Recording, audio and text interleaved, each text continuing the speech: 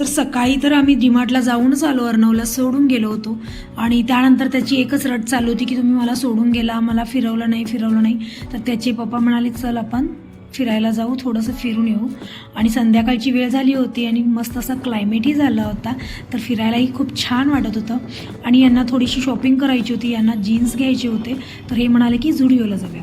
तर इथून जे ब्रँड स्टार्ट होतात, सगळे कपड्यांचे ब्रँड स्टार्ट होतात, शूजचे आणि सगळे जे खायचे आहेत, KFC म्हणा, मॅकडोनल्ड्स म्हणा, डॉमिनोज, ह्या लाईनला आहेत.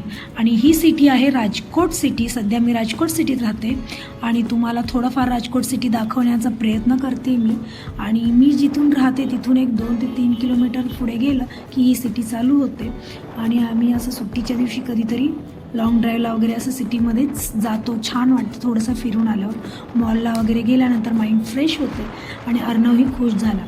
तर हे सगळं इथून IT कंपनी किंवा काही जे काही आहे ते इथे मेन सिटीमध्ये स्टार्ट होतात. इथले कन्स्ट्रक्शन वगैरे खूप छान आहे, सिटीज खूप छान आहे, मला तर खूप आवडला. आणि आता इथे आम्ही झुडिओमध्ये आल्यानंतर हे माझे मिस्टर टेक्स्टाईल इंजिनियर असल्यामुळे कुठे जाईन तिथे फॅब्रिकचे ज्ञान खूप देत असतात आणि मला ते ऐकायला खूप कंटाळा येत असतो, तरीसुद्धा ते त्यांचं चालूच असतं. बरं, मी म्हणाले चला तुम्हाला जे हवं आहे ते पहिले घेऊया. तर त्यांना तिथे एकही आवडलं नाही. मी आधीच बोलले होते त्यांना की तुम्हाला झुडिओमध्ये काहीच आवडणार नाही आणि तसंच झालं. त्यांना एकही आवडलं नाही. परत आम्ही तसंच घरी निघालो आणि थोडंसं आईस्क्रीम वगैरे खाऊन झालं आणि आम्ही घरी निघालो.